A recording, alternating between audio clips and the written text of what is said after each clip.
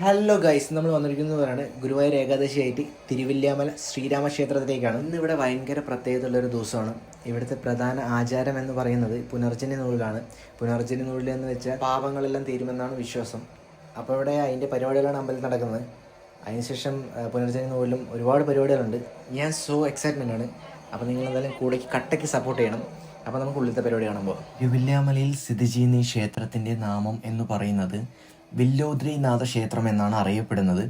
അതുപോലെ തന്നെ ശ്രീരാമ രൂപത്തിലുള്ള പ്രതിഷ്ഠയുള്ളത് കൊണ്ട് ശ്രീരാമക്ഷേത്രം എന്നും അറിയപ്പെടുന്നുണ്ട്. പിന്നെ ഈ ക്ഷേത്രത്തിൽ പറഞ്ഞറിയിക്കേണ്ട മറ്റൊരു കാര്യം കൂടിയുണ്ട്. കിഴക്കോട്ടും പടിഞ്ഞാറോട്ടും അഭിമുഖം എന്ന രീതിയിലുള്ള ശ്രീകോവിലിൽ ചതുർബാഹുവായ ശ്രീരാമ ലക്ഷ്മണ സങ്കല്പത്തിലുള്ള വിഷ്ണുവിൻ്റെ വിഗ്രഹങ്ങളാണ് ഈ ക്ഷേത്രത്തിലെ പ്രധാന പ്രതിഷ്ഠ എന്ന് പറയുന്നത്. നമുക്ക് വാദ്യമേള ആഘോഷങ്ങളെല്ലാം കണ്ട് ശ്രീരാമസ്വാമിയുടെ ദൂതനായ ഹനുമാൻ സ്വാമിയുടെ അടുത്തേക്ക് പോവാം. ഹനുമാൻ സ്വാമിക്കുള്ള വഴിപാട് എന്ന് പറയുന്നത് വടമാല, വെറ്റിലമാല, അവില്, ഇതൊക്കെയാണ് ഹനുമാൻ സ്വാമിക്കുള്ള വഴിപാട് എന്ന് പറയുന്നത്. അതുപോലെ തന്നെ നമ്മൾ ഹനുമാൻ സ്വാമിയുടെ അടുത്ത് എത്തിയപ്പോഴാണ് മറ്റൊരു കാര്യം മനസ്സിലാക്കിയത്. നമ്മുടെ മനസ്സിൽ തോന്നിയിട്ടുള്ള ആഗ്രഹങ്ങൾ സഫലീകരിക്കാൻ വേണ്ടിയിട്ട് ജയ് ഹനുമാൻ എന്ന് എഴുതി മാല കോർത്ത് കൊണ്ടുവന്നാണ് ആ ഒരു ചടങ്ങ് കൂടെ ഉണ്ട് ഇവിടെ. അത് നമുക്ക് ആഗ്രഹം അങ്ങനെ വല്ല ആഗ്രഹങ്ങളുണ്ട് എന്ന് വെച്ചെന്ന് പറഞ്ഞാൽ നമുക്ക് അങ്ങനെ ചെയ്യാൻ പറ്റും. ഇന്ന് നമ്മൾ പടിയിറങ്ങി പോകുന്നത് കുണ്ടിലയ്യപ്പൻ എന്ന ധർമ്മശാസ്താവിനെയും അതുപോലെ തന്നെ അതേ പീഠത്തിൽ കുടികൊള്ളുന്ന ശ്രീ മഹാദേവനെയും പാർവതിയെയും കാണാനാണ്. അതിനുശേഷം നമ്മൾ ഗുരുവായൂരപ്പൻ്റെ സാന്നിധ്യത്തിലുള്ള ആലുംകൂട് സന്ദർശിച്ച് നമ്മൾ നേരെ വില്ലോദ്രി മല കയറാൻ പോവുകയാണ്. വില്ലോദ്രി മല കയറുന്നതിന് മുന്നോടിയായിട്ട് ഇവിടെ വേറൊരു ആലും കൂടി ഉണ്ട്. ഈ ആലിനൊരു പ്രത്യേകതയുണ്ട്. ഈ ആലിൽ ഗൗളി ഉണ്ടാവും. ഈ ഗൗളിയോട് നമ്മൾ പോയി നമുക്ക് എന്തെങ്കിലും ഒരു ആഗ്രഹം ഇല്ലെങ്കിൽ എന്തെങ്കിലും ഒരു മനസ്സിലൊരു വിചാരം എന്തെങ്കിലും ഉണ്ടെങ്കിൽ നമ്മൾ ഈ ഗൗളിയോട് നമ്മൾ പോയി പറഞ്ഞു കഴിഞ്ഞു എന്ന് വെച്ചാൽ അത് സാക്ഷാത്കാരമാവുമെന്നാണ് ഇവിടുത്തെ ആ ഒരു വിശ്വാസം. അതുപോലെ തന്നെ ഈ ഗൗളീനെ നമ്മൾ സ്വയം കണ്ടെത്തി സ്വയം നമ്മൾ അവതരിപ്പിക്കണമെന്നാണ് അതിൻ്റെ ആ ഒരു വിശ്വാസം. മറ്റുള്ള ആളുകൾ ഇതാ ഗൗളി എന്ന് പറഞ്ഞ് കാണിച്ചു തന്ന് നമ്മൾ അവതരിപ്പിച്ചു കഴിഞ്ഞാൽ അത് പൂർണ്ണമായും നടക്കുമെന്ന് യാതൊരു ഉറപ്പുമില്ല. നമ്മൾ സ്വയം കണ്ടുപിടിച്ച് നമ്മൾ സ്വയം നമ്മുടെ കാര്യം നടക്കണമെങ്കിൽ നമ്മൾ തന്നെ പറയണമെന്ന് പറയില്ലേ, അതുപോലെ നമ്മൾ സ്വയമായിട്ട് അത് അവതരിപ്പിക്കണം. ഇനി നമുക്ക് വില്ലോദ്രി മല കയറാൻ പോവാം. ഈ വില്ലോദ്രി മലയുടെ ഒരു പ്രത്യേകത എന്ന് പറയുന്നത് വർഷത്തിൽ ഒരു ദിവസം മാത്രമേ ഇവിടെ ആൾ സഞ്ചാരം ഉണ്ടാവുള്ളൂ. അത് ഏത് ദിവസമാണെന്ന് വെച്ചാൽ ഗുരുവായൂർ ഏകാദശി ദിവസം ഇവിടെ പുനർജനി വന്ന് നൂഴുന്നത് കാണാനും വേണ്ടിയിട്ടാണ് ജനങ്ങൾ വരുന്നത്. അതൊരു പ്രായഭേദപരിധി ഒന്നുമില്ലാണ്ട് ഒരുപാട് ആളുകൾ ഒരുപാട് സ്ഥലത്ത് നിന്ന് വന്ന് കണ്ട് അതിൻ്റെ ആ ഒരു വിശ്വാസം ഇന്നും നിലനിർത്തിക്കൊണ്ട് തന്നെ പോകുന്നുണ്ട്. അതുപോലെ മലയുടെ മുകളിൽ കയറിയിട്ട് താഴേക്ക് നോക്കുമ്പോൾ ഉള്ള ഒരു പ്രകൃതി ഭംഗി അത് നമുക്ക് പറഞ്ഞറിയിക്കാൻ കഴിയില്ല. അത് നമ്മൾ നേരിട്ട് വന്ന് കാണുക തന്നെ നമ്മൾ ചെയ്യണം. പിന്നെ വേറൊരു കാര്യം, ഇന്ന് ഇവിടെ നടക്കാൻ വേണ്ടിയിട്ട് വഴിയൊക്കെ വെട്ടിത്തെളിച്ച് റെഡിയാക്കി തന്ന സേവാഭാരതിയുടെ ആളുകൾക്ക് 1000 അഭിനന്ദനങ്ങൾ. നമ്മളിനിയിപ്പോൾ പുനർജനി നൂഴുന്ന സ്ഥലത്തേക്ക് ഏകദേശം എത്തിക്കഴിഞ്ഞു. ഇനിയിപ്പോൾ ആ കാഴ്ചകൾ നമുക്ക് നേരിട്ട് തന്നെ കാണാം. ഈ നൂഴുന്നതിന് ചില ചടങ്ങുകളൊക്കെ ഉണ്ട്. ഏകാദശി ദിവസം രാവിലെ 4 മണിക്ക് ക്ഷേത്രത്തിൽ നിന്ന് പൂജാരി വന്ന് ആ നൂഴുന്ന ആ ഒരു ഇത് പൂജിച്ച് 3 നെല്ലിക്ക ആ നൂഴ്ന്ന് വരുന്ന ആ ഒരു ഗുഹയിലൂടെ ഇട്ടതിന് ശേഷം അത് ഉരുണ്ട് താഴേക്ക് എത്തിയതിന് ശേഷം മാത്രമേ നൂഴൽ സ്റ്റാർട്ട് ചെയ്യുള്ളൂ.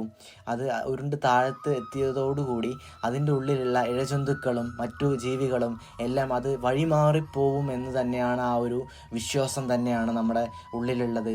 പുനർജനി നൂഴുന്നതോടുകൂടി ആ നൂണ വ്യക്തിക്ക് ജീവനോടെ ഇരിക്കുമ്പോൾ തന്നെ ഒരു പുനർജന്മം കിട്ടും എന്നതാണ് ഇവിടുത്തെ ആ ഒരു വിശ്വാസം. അത് ഇന്നും നിലനിന്ന് പോകുന്നുണ്ട്. നമുക്ക് നേരിട്ട് കാണാൻ കഴിയും. പുനർജന്മത്തിലേക്ക് വരുന്ന ആളുകളെ എല്ലാ ജനങ്ങളും തൊട്ടുകറി വെക്കുന്ന ആ ഒരു ഭംഗിയേറിയ ആ ഒരു ഇത് നമുക്ക് കാണാൻ കഴിയും. നമുക്ക് ഇതിൻ്റെ ആ ഒരു എവിടെ നിന്നാണ് നൂഴുന്നത് എന്നുള്ള ആ ഒരു ഭാഗം നമുക്ക് നേരിട്ട് കാണാൻ പോവാം.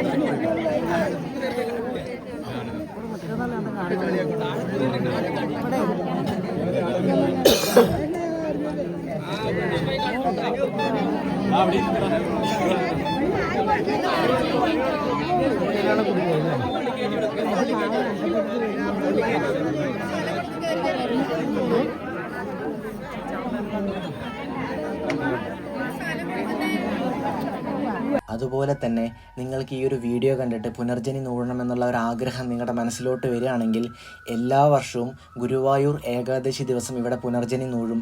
അങ്ങനെ പുനർജനി നൂഴണമെന്ന് വെച്ചാൽ നമ്മൾ തലേ ദിവസം വന്ന് ക്ഷേത്രത്തിൽ വന്ന് ടോക്കൺ എടുക്കണം.